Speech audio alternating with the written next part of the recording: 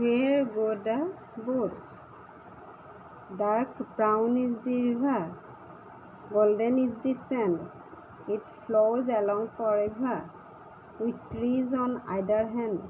Green leaves a floating, castles of the foam, boats of mine a boating. Where will all come home? On goes the river, and out past the mill. Away down the valley, away down the hill, away down the river, 100 miles or more, other little children shall bring my boats ashore. Robert Louis Stevenson. Where go the boats? নাওখন কলৈ যাব? Dark brown is the river. এই পিকচাৰটো তোমালোকে দেখিছা। এই পিকচাৰটো এইখন নদী, তাৰ ওচৰত এই ল'ৰাটোৱে খেলি আছে আৰু নদীখনৰ দুইপাৰটো কি আছিলে? Dark brown is the river. নদীখন কেনেকুৱা হৈ আছিলে? নদীখন ডাৰ্ক ব্ৰাউন, ঘন ডাঠ মুগা বৰ্ণ।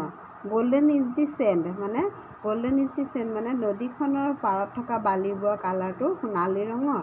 It flows along for river. এইখন চিৰকালৰ কাৰণে বৈ আছে। With a trees on either hand, আৰু ইয়াৰ দুইফালে, এইখন নদী, তাৰ দুইফালে কি আছে? গছ গছনি আছে। এয়া গছ আৰু সেয়া গছ। গ্ৰীণ লিভছ এ ফ্লটিং, সেউজীয়া পাত। এইবোৰ তোমালোকে পাত দেখিছানে? এইবোৰ সেউজীয়া পাত। এই সেউজীয়া পাতবোৰ নদীখনত উপঙি আছে।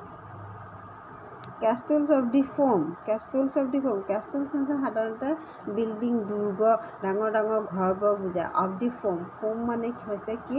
যে পানীত তোমালোকে যেতিয়া খেলা, পানীখিনি খুব ঘূলিলে কি হয়? কিছুমান বুৰবুৰণি উঠে নাই?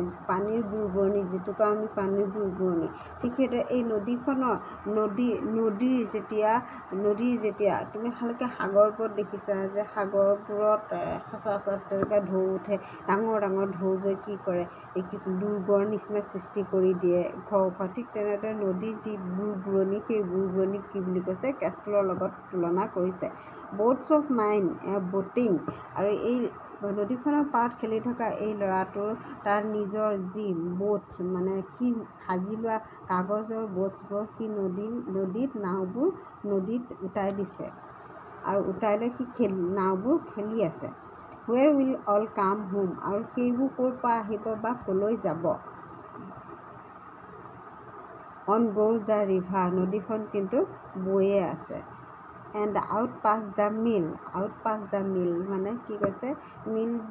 মিল মানে হৈছে সচৰাচৰ ডাঙৰ ইণ্ডাষ্ট্ৰীবোৰক বুজায়, কিন্তু ইয়াত সেই কোৱা নাই যে নদীখন ক'লৈ বৈ গৈছে। সৰুৰ পৰা ডাঙৰলৈ মানে নদীখন অতীজৰ পৰা বৈ আছে আৰু বৈও থাকিব, আৰু ক'ত নদীত গৈ পিনে সাগৰত পৰিব, সেইটো কথা কৈছে।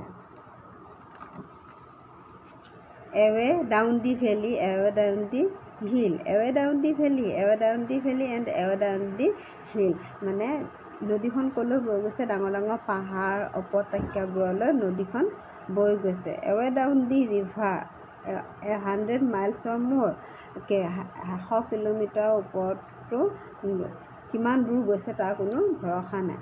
আদাৰ লিটিল চিলড্ৰেন শ্বেল ব্ৰিং মাই boats ashore, আৰু এই বাচ্ছাটোৱে ভাবিছে যে নদীখনৰ সিপাৰে আৰু কোনোবা ল'ৰা ছোৱালীয়ে খেলি আছে তাৰ নিচিনাকৈ ব'টিং, আৰু সি খেলি থকা যিবোৰ ব'টিং, সেই ব'টছবোৰ সিপাৰলৈ গৈ বহুত কিলোমিটাৰ 100 মাইল গৈ পিনে সিপাৰলৈ গৈ পিনে সেই বেলেগ ল'ৰা ছোৱালীবোৰে সেই ব'টছবোৰ লৈ যাব বুলি সি মনতে ভাবিছে। এইখিনিয়ে আছিলে এই কবিতাটোৰ মূল কথাখিনি, আৰু মই অসমীয়াতে এইখিনি তোমালোকক বুজাই দিছোঁ।